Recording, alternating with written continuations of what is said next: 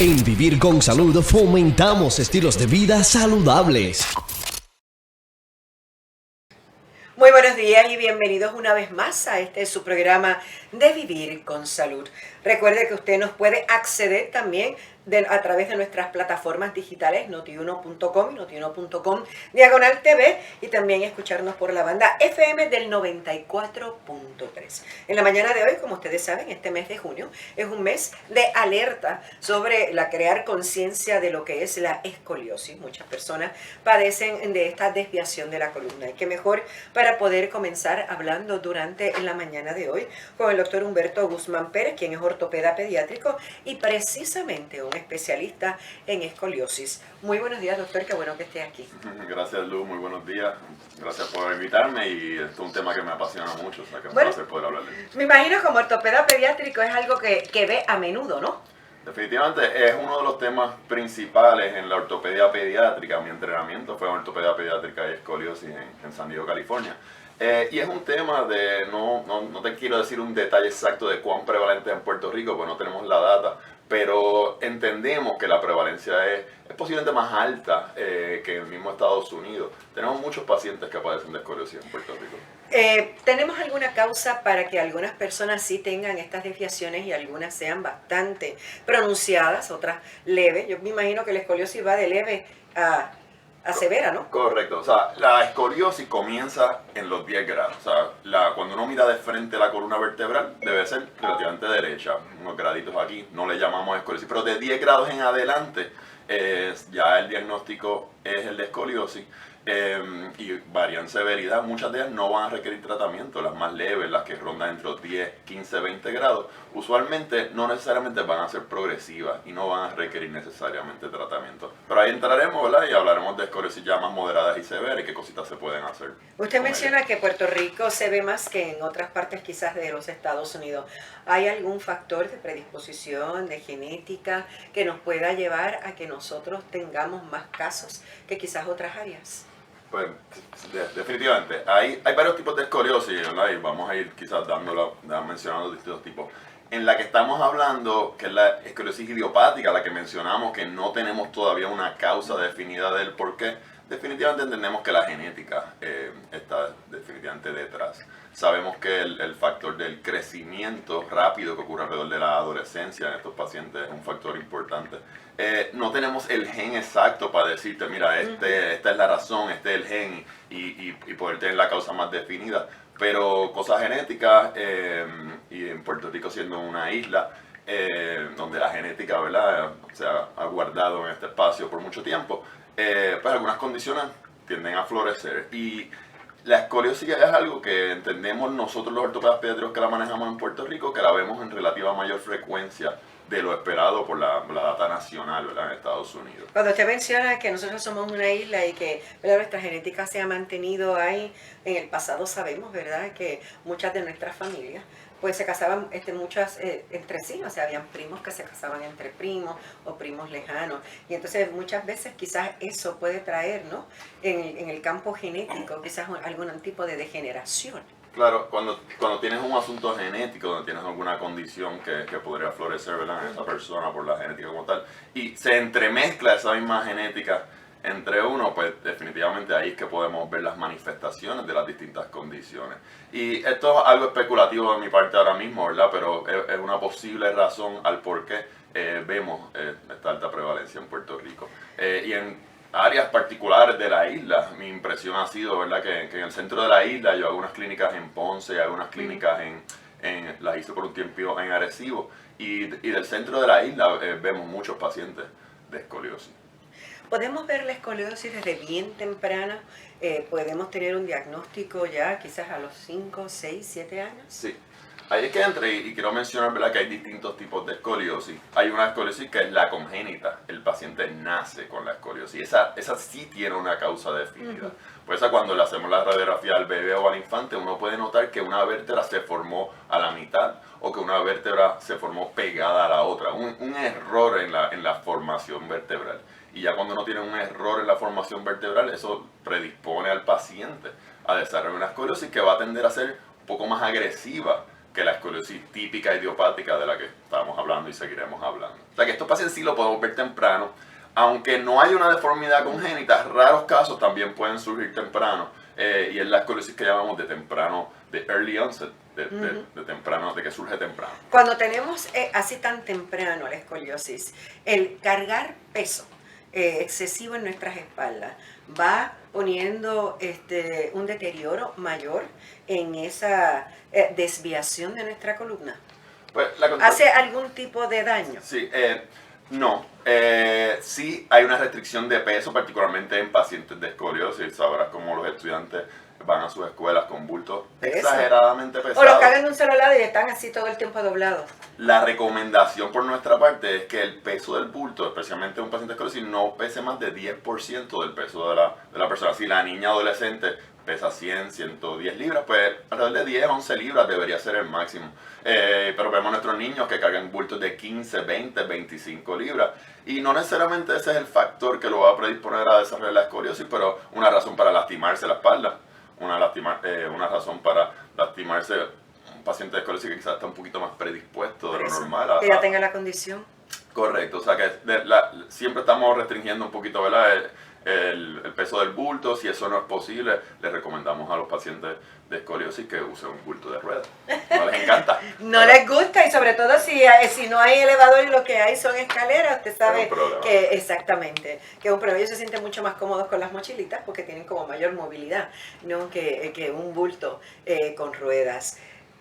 Se ve más en nosotras, las féminas. ¿Hay alguna razón? Ahí entra el asunto genético. Y de nuevo, muchos estudios llevamos llamándole idiopática, la escoliosis idiopática, es que no tenemos la causa detrás encontrada. Hace muchos años, la realidad es que hay mucha investigación que va en la búsqueda de estos genes y poder tener una causa más definida, pero el hecho de que hay un patrón genético que va afectando más a las féminas, pues nos deja saber, ¿verdad?, que sí tiene mucho que ver con eso. Una vez se nos diagnostica que tenemos escoliosis, ¿se puede hacer deporte? ¿Se puede, por ejemplo, en el caso de nosotras, las niñas, que mamá siempre les gusta ponernos en clases de baile, sobre todo de ballet, donde la postura tiene que ser perfecta, si lo podemos poner de esa manera, para poder ejecutar, ¿no?, y que el baile se vea bonito. ¿Se puede? ¿Podemos ser funcionales? Definitivamente la escoliosis no es una condición que nos va a quitar función. A lo contrario, inclusive yo motivo a mis pacientes que padecen de escoliosis a que hagan ejercicio. A que hagan ejercicios que le ayuden a acondicionar, ¿verdad?, su cuerpo, su musculatura alrededor de su tronco, su core, ¿verdad? Fortalecer la musculatura alrededor del abdomen, de la espalda, los va a ayudar a poder mejorar la postura que está siendo afectada por la escoliosis. Les va a ayudar a evitar molestias que algunos de estos pacientes pues tienden a padecer. Mientras mejor condición física tengan, estos pacientes tienden a estar más saludables, padecer de menos dolor. No necesariamente eso va a tener que ver con si va a progresar o no la escoliosis, y por eso está importante el seguimiento periódico, pero mantenemos a los chicos en los deportes y a las chicas en los deportes, y los motivamos inclusive a los que no les encanta hacerlo. Porque a la hora, ¿verdad?, esto sea una escoliosis que termina en cirugía, esto es una escoliosis que no progresa y no la requiere, como siempre van a vivir con escoliosis. O sea, que crear esa conciencia desde joven, que es una condición con la que vas a vivir, y que siempre este condicionamiento físico pues es importante para sentirte bien, para mejorar tu postura. ¿Afecta de alguna manera a esa desviación, siendo la columna vertebral que aloja ese sistema nervioso? ¿Afecta a ese sistema, afecta la forma en que ese sistema se manifiesta en el resto de nuestro cuerpo? Pues obviamente la escoliosis es un defecto vertebral, pero dentro de las vértebras está el cordón espinal que pasa por el canal. Sí, porque es como que la cubierta, ¿verdad?, de ese cordón espinal. Correcto. O sea que casos bien severos, ya cuando uno tiene una escoliosis bien marcada, pues los discos que están entre medio de las vértebras también se pueden afectar, y con el tiempo que uno desarrolla escoliosis degenerativa ya de mayor, pues sí tenemos problemas, ¿verdad?, con estos discos que pueden pinchar los nervios y pueden afectar, ¿verdad?, el sistema neurológico.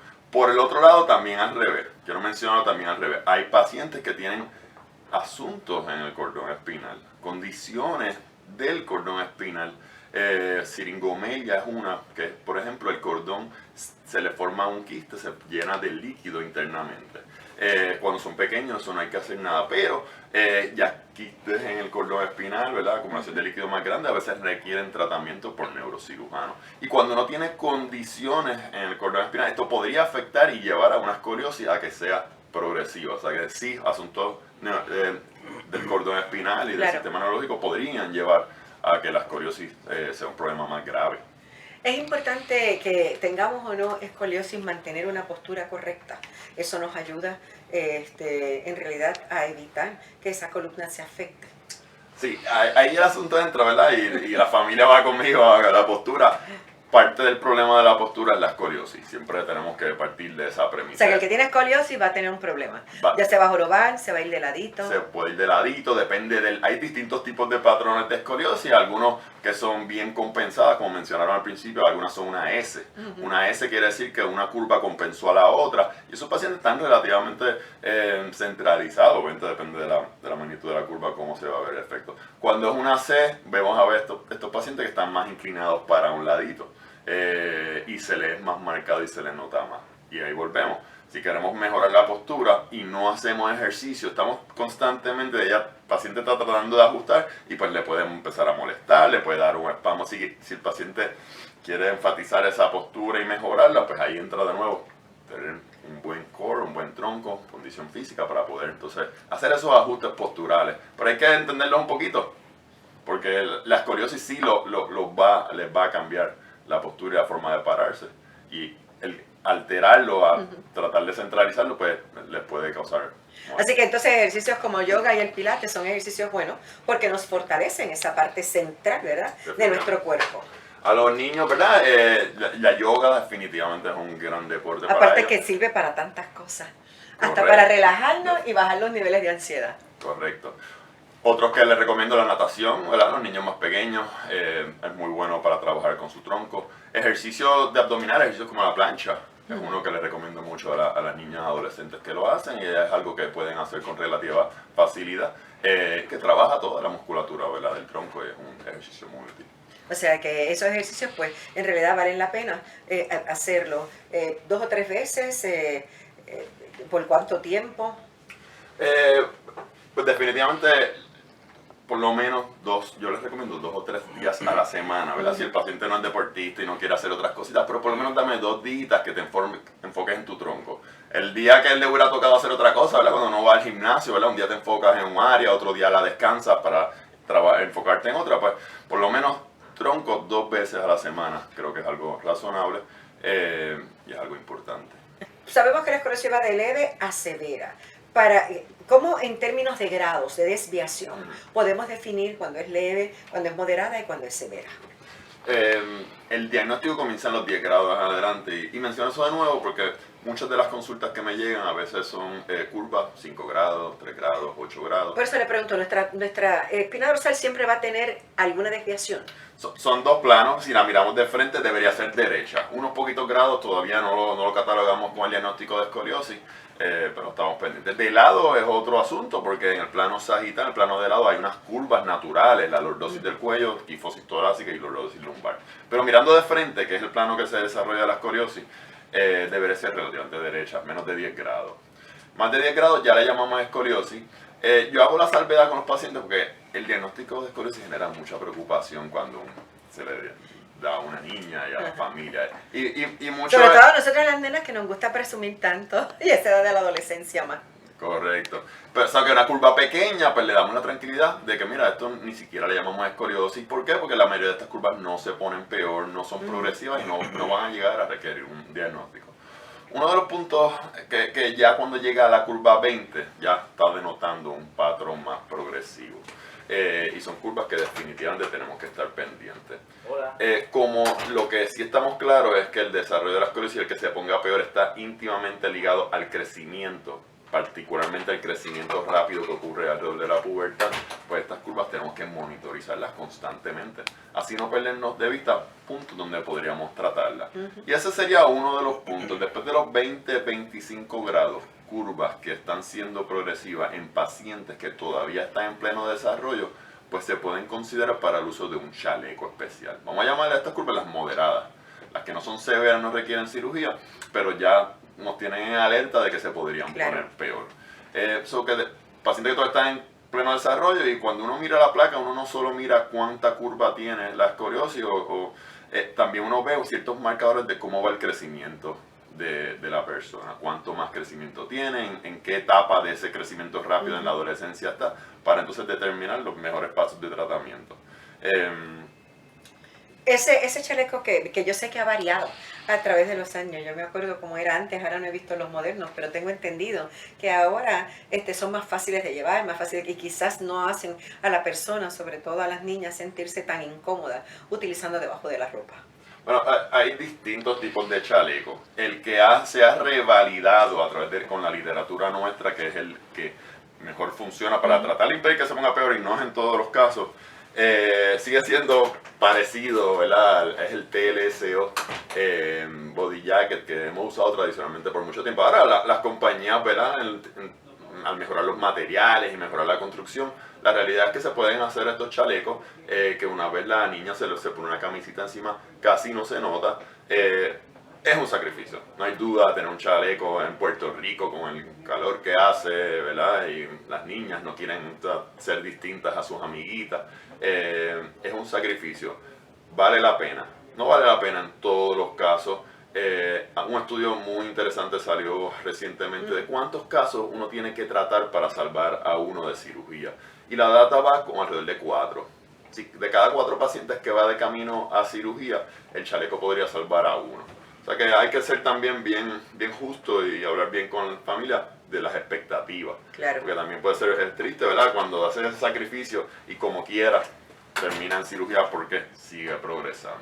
O sea que la alternativa quizás para muchas de las personas que padecen de escoliosis va a ser la cirugía.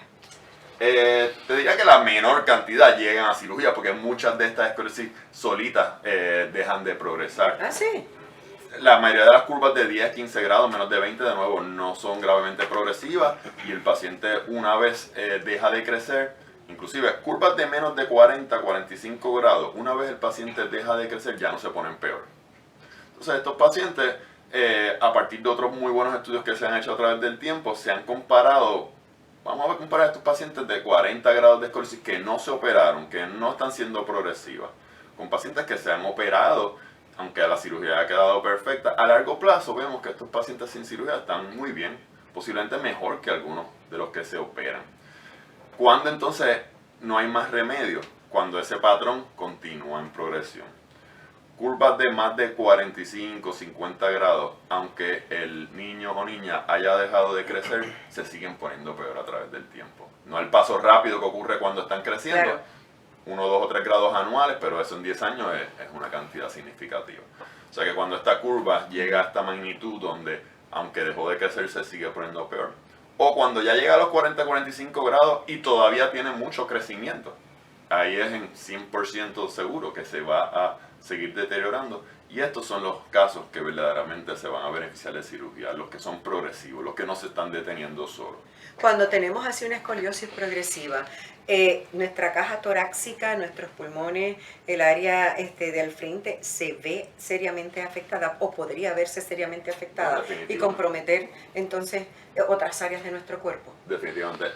Mientras la columna va rotando y creando la escoliosis, la caja torácica se afecta. Hacia el lado de donde empuja la escoliosis, vemos que esa caja torácica, ese pulmón, va a estar más comprimido en el plano, ¿verdad?, de frente, y va a estar más expandido hacia atrás. Por eso cuando se agachan los pacientitos vemos que tienen como una deformidad en las costillas, un pequeño lomito que se les forma. Las escoliosis típicamente que trabajamos 40, 50, 60 grados, que ya son quirúrgicas, no han llegado a un nivel donde la función pulmonar se deteriora, ¿verdad?, a un nivel que los va a afectar. Pero si sigue poniéndose peor, llega a un punto, se entiende que quizás más cerca de los 70, 80 grados, donde ya sí vemos estos deterioros de la función pulmonar, y es importante no permitir que llegue la escoliosis a esa magnitud. O sea que si desde temprano comenzamos en el tratamiento que ofrecen ustedes, podemos entonces quizás evitar que esa curvatura continúe en esa progresión. Sin duda. Sin Eso duda. es lo que tratan ustedes de hacer Sin duda. a temprana edad. Es como muchas otras condiciones, mientras mejor temprano cernimiento tengamos, más oportunidades vamos a tener de tratarla. Vamos a tener la oportunidad de usar los chalecos cuando sean apropiados, vamos a tener la oportunidad de operar temprano cuando sea necesario, no permitiendo que lleguen a estas magnitudes que lamentablemente muchas veces llegan. A veces llegan pacientes que no se han visto por otros médicos, por otros ortopedas, con curvas ya en los 70, 80 grados. Wow. Y es sorprendente porque yo sé que los pediatras están bien pendientes de este tema, en la escuela se supone que estén pendientes de este tema. Pero ya estos casitos que llegan más severos perdieron las oportunidades de tratarse más temprano. Y posiblemente tener un mejor resultado. Aunque sabemos que las cirugías hoy día han avanzado muchísimo, esto de las cirugías mínimamente invasivas, sabemos que la de la columna también ha avanzado muchísimo, o sea, ya no tenemos esas heridas que teníamos en el pasado, ahora a través de unos, ¿verdad?, pequeñas incisiones mínimas, podemos trabajar esa columna. La escoliosis sigue siendo... no me digas. Sigue siendo máxima cirugía. Porque para cuando uno ataca la escoliosis, uno tiene que entrar a las vértebras para poder ganar flexibilidad. Uno tiene que soltar las conexiones que están entre las vértebras. Para colocar tornillos en todos los niveles, muchas veces la escoliosis va a requerir por lo menos 8 o 9 vértebras consecutivas, posiblemente más.